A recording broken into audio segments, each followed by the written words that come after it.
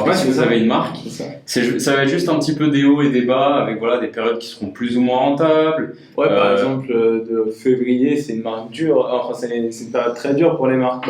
Février-mars, c'est une période assez dure. Et alors qu'en fin d'année, c'est franchement fiu. Et ce qu'il faut, pendant le confinement, par exemple, ça a c'était quand même assez profitable, quoi. Ça a été très confortable et au contraire, le déconfinement a fait beaucoup de mal à toutes les marques en ligne. C'était prévisible dans le sens où forcément, si vous avez une période de très haut, d'ailleurs, vous allez avoir une période de très bas car c'est quasiment impossible que tout le monde vous allez avoir une moyenne, quoi, et c'est normal, quoi. Le but, c'est de regarder vraiment long terme, de regarder vraiment à l'année et de voir ce que vous pouvez sortir sur l'année.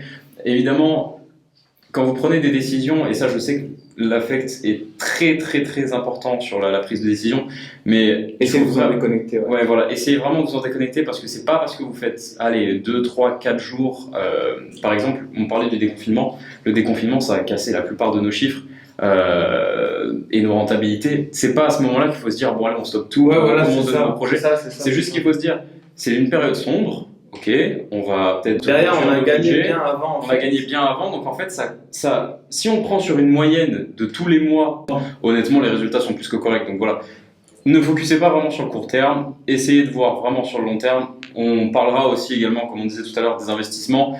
Ne faites pas ça uniquement pour tout ce qui est malade, etc., tout ce qui est dépenser son argent, même si ça fait partie des plaisirs de bien gagner sa vie, mais voilà, pensez vraiment prenez cette opportunité pour vraiment vous mettre bien à vie en fait et pouvoir vivre de vos investissements. Et quand on parle de 4 mois, on parle expressément de marque, mais par exemple sur un site de drop, etc., si pendant une semaine vous n'êtes pas en profit, c'est qu'il y a un problème de votre côté et que là vous allez devoir le fixer, etc. Donc il faudra mettre de l'intelligence dans l'analyse de ce qui se passe, je pense, et c'est très important. Et c'est vraiment ce qu'on veut apporter. Là, par exemple, on parle des shops qui ont du mal pendant un mois et l'autre mois il est très bon. C'est pas forcément directement lié au mindset, mais on en tire des conclusions qui sont liées au mindset. C'est-à-dire qu'il faut pas se décourager parce que un mois peut être mauvais, mais l'autre mois peut être exceptionnel parce qu'on va fixer tous les problèmes qui sont arrivés pendant ce mois-ci. Voilà. Oui, ou simplement que la conjoncture était ou que la conjoncture était pas bonne, voilà. Et c'est-à-dire que on pouvait rien y faire, on avait tous des placements, etc. On avait tous des placements qu'on ne pouvait pas décaler, ça nous a impacté, mais au moins on sait que pendant le confinement on a très bien mangé, on avait des marges exceptionnelles. Derrière on se fait frapper un peu, c'est le retour du bâton, et pareil partout, quoi. Il y a toujours un retour, quoi. Complètement. Surtout que nous, on peut s'estimer heureux en soi, parce qu'il y a beaucoup de secteurs d'activité qui ont été impactés par le coronavirus.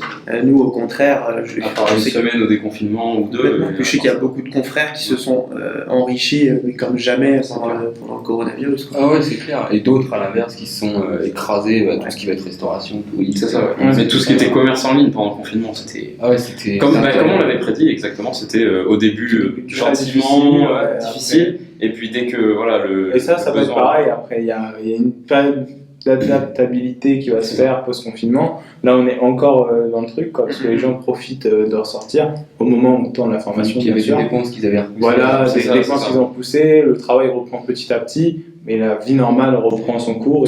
Tout ça pour rebondir sur, au final, le fait que l'analyse soit super important, parce que là, on vous parle du confinement, mais même avant le confinement, on avait déjà prévu en fait comment ça allait se passer, et fatalité, ça s'est passé comme ça. Donc, mettez vraiment de la réflexion dans tout ce qui est analyse, de prévoir vraiment tout ce qui va se passer pour pouvoir adapter votre budget, vos stratégies, vos shops, etc. Et si on n'avait pas pris le temps, je pense, avant le confinement, de se dire comment allaient réagir les acheteurs, je pense pas qu'on aurait mangé autant sur le confinement. Et je pense qu'on a tous fait des erreurs pendant le confinement, et ça nous apprendra en termes d'analyse, je pense, même si on pense pas qu'il y aura un autre confinement dans notre vie qui était une période dorée quand même, mais au moins on sait réagir à des périodes de crise maintenant, et c'est vraiment ça qu'on veut aussi vous apporter dans la formation, apprendre des erreurs. C'est-à-dire que nous, on avait des placements qu'on avait laissés au début du confinement, alors qu'on savait très bien que le confinement il allait arriver, on aurait pu les retirer, mais on s'est dit bon, on prend le risque, on va apprendre. Si ça marche pas, ça marche pas. Si ça marche, ça marche. Et donc c'est un risque qu'on a pris, qu'on pouvait se permettre de prendre et qui derrière nous a fait apprendre. Donc quand il y a un changement, par exemple, on va pas forcément push dès le début du changement, on va attendre d'avoir une stabilité dessus, quoi. On a une transition, parce que pareil, c'était exactement pareil quand on est passé du confinement au déconfinement. En fait, on a eu la même tendance quand on vivait normalement et qu'on est passé en période de confinement complètement. Mais c'est vrai que du coup, pour rebondir sur ce que vous avez dit tous les deux, un bon entrepreneur aussi, c'est quelqu'un qui sait s'adapter. Exactement. S'adapter à toutes les situations, en cas de crise, en cas de problème. Il faut toujours se poser, réfléchir, brainstormer à fond et s'adapter. Voilà, et ne pas hésiter à aller parler. Par exemple, si vous travaillez avec des personnes et que vous voyez qu'il y a un problème quelque part, n'hésitez pas à aller en parler. Dire voilà, là il y a un problème, il faut le fixer. Et derrière, vous allez avoir des réponses, derrière, vous allez avoir une visibilité plus encore long terme. Donc, vous allez dire ok, le problème il est là, il va être là pendant 1 mois, 2 mois, mais dans 2 mois il est fixé, terminé. Et il n'y aura plus ce problème-là. Et franchement, bien réagir et ne pas perdre son sang-froid, c'est quelque chose de très important, je pense, parce qu'on va avoir des situations de crise partout. Et si en fait vous perdez votre sang-froid, vous allez couler. Si pendant le déconfinement, on se dit oh putain, je perds 20K cette journée parce que j'ai des placements qui se sont mal passés, c'est bon, je coupe tout, etc. Non, perdez pas votre sang-froid, gardez une bonne analyse, réfléchissez et tout se passera bien. Que ce soit sur du drop classique ou marque, je pense. Ouais, après, surtout qu'en plus, cette situation, au final, on parle de confinement, mais en fait, c'est exactement la même chose qu'un post-Noël ou des trucs voilà, comme ça. c'est ça. Où, bien sûr, les 10 jours d'après ont été un peu plus éclatés. Bon, voilà, on dépend. Et en fait, c'est des choses dont on apprend énormément. On va se manger une claque une première fois, voilà, c'est ça. Une claque une deuxième fois s'il le faut. Black Friday mal préparé, c'est une claque. Voilà, c'est ça. Et derrière, on fera plus cette erreur. C'est ça, ouais. Miser par exemple forcément que du cold sur le Black Friday, moi je pense pas que ce soit forcément très pertinent. Voilà, c'est ça. Ça, on en parle. C'est des stratégies dont on parle dans les différents modules. Je crois que c'est dans le module master, les stratégies pour les grands événements. Ouais, il me semble. Et franchement, c'est des codes à respecter et c'est des codes que toutes les grandes marques reprennent. Et c'est vraiment quelque chose qui vient d'une expérience. D'énormément d'adspend, d'énormément de travail, que ce soit chez Nike, chez Zara, etc. Et on va pas réussir à le faire dès notre premier Black Friday. Et il faut s'en rendre compte. Même notre deuxième Black Friday serait pas aussi bon que celui de Nike, jamais en fait. Mais à terme, on va se rapprocher parce qu'on apprendra de nos erreurs. Tel Black Friday, c'est mon deuxième Black Friday. J'ai fait mieux que l'année dernière, j'ai préparé ça. Mais en fait, il y avait encore telle lacune. Et c'est vraiment ça que vous allez devoir comprendre. C'est comment troubleshooter, mais vraiment tout ce que vous faites, même quand vous réussissez. C'est-à-dire ne pas vous reposer sur vos lauriers et ne pas se dire ok, c'est la seule façon de faire, j'ai la technique Facebook. Et je pense qu'on va vraiment rebondir sur ça maintenant. Ouais, c'est que il n'y a pas qu'une seule façon. Il n'y a pas de recette magique. Ouais. C'est ça, il n'y a pas de potion miracle, la méthode parfaite pour réussir. Enfin, pour moi, en fait, à partir du moment où on essaye de vous vendre une méthode miracle, tout ça, pour moi, ça part forcément en bullshit, parce qu'il y a des centaines de stratégies qui vont marcher, et ça va vraiment dépendre des gens, en fait, que ce soit des gens, enfin, même du secteur, etc. Pour moi, ça va marcher, des trucs comme ça, enfin, tout dépend vraiment, il y a trop de facteurs pour que quelque chose marche à tous les coups, à 100%. C'est pour ça que sur la formation, on a essayé de vraiment focus sur une base de connaissances. Et vraiment aller pousser sur des stratégies, en fait, qui vont permettre de ne pas vous enfermer dans un modèle en fait. Ouais, c'est ça. C'est-à-dire, on va pas vous dire, vous lancez une CBO, etc. quoi. Il y a des techniques de testing, etc. Mais derrière, on va pas prendre de la même façon une marque de lingerie qu'une marque de streetwear. Quoi. Puis même, je vois beaucoup de formateurs mettre vraiment des chiffres sur des paliers, voilà, atteindre par exemple des statistiques, ou si vous n'avez pas ces statistiques, c'est pas bon, il faut couper votre chose. Sachant que sauf que 1% c'est pas la même chose, parce que si vous avez du low ticket, vous avez des marges qui sont beaucoup moins élevées, donc les analytiques sont pas forcément bonnes par rapport à du high ticket, où vous allez avoir des marges beaucoup plus élevées, où vous allez vous permettre d'avoir des coûts par achat qui sont beaucoup plus élevés. Par exemple, du 0,5% à étiquette, ça peut être légendaire. Quoi. Exactement. Ouais, et puis ça dépend de la source de. Ouais, ça dépend de la source d'acquisition. Voilà. Un taux d'achat au panier de 5%, ça va être vraiment très très bon. Très alors bon, sur Facebook, c'est naze. Voilà, c'est ça. Clairement, donc il faut vraiment s'adapter à chaque fois à son. Ouais, c'est ça, s'adapter et puis pas. Pas paniquer, je pense. Et pas paniquer de ne pas avoir la technique miracle. Ouais, c'est ça, et puis ne pas essayer de chercher vraiment forcément la méthode ou le truc qui va faire la différence. Prenez vraiment, ayez votre propre rituel, je dirais, comme tu avais dit tout à l'heure, votre propre routine, etc. se lever forcément à 8h tous les matins, c'est pas la meilleure option pour tout le monde. Il y en a qui préfèrent se lever plus tard et qui sont plus productifs la nuit, et c'est vrai pour eux en fait. Là, on a des antipodes ici, par exemple. Ah oui, à 3-4 heures. Il est moins, on a travaillé à 3-4 heures. Ce qui est utilisé à partir de minuit, on les a plus, et même à partir de 22h, c'est difficile d'aller leur dire j'ai besoin de toi là, tu vois. Donc, c'est ça, sauf si c'est vraiment urgent, mais voilà, c'est ça. Mais on va être plus productif le matin, et je pense que vraiment, si on regarde vraiment les grosses têtes du business en tout, il n'y a pas qu'une seule façon de faire. C'est ça, les gros milliardaires, etc.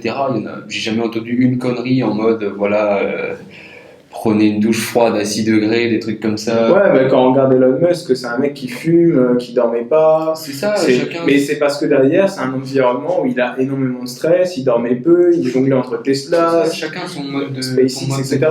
Ouais, voilà, c'est ça. Et du coup, il a juste trouvé son chemin. C'est ça, il faut juste trouver son propre chemin plutôt que d'essayer de recopier en fait celui des autres, tout simplement. Rester sérieux, toujours. Ouais, voilà, c'est ça. Je pense que la rigueur est importante. Ouais, c'est ça. Mais derrière, il n'y a pas, je pense, de recette miracle, c'est-à-dire, vous savez, à une époque, tous les formateurs disaient acheteur actif, mettez-le sur Facebook, sinon vous n'allez pas réussir. Et ça, je pense vraiment que ça a été une erreur. On n'est pas là encore pour aller tacler, etc. Mais vraiment imposer des chemins, c'est pas la bonne façon de faire, je pense. Et c'est pas ce qui va vous permettre de devenir indépendant derrière et d'apprendre des vraies choses qui vous permettront de vous développer au long terme. Vraiment, ça va être juste suivre une méthode, ce qui n'est pas compliqué en soi. Enfin, genre, ça développe pas le recul, ça développe c'est pas pour autant qu'on ne vous mettra pas de méthode, hein, mais c'est surtout que c'est ultra limité parce qu'une fois que cette méthode ne fonctionne plus, ou vous allez plus pouvoir vous recycler en fait.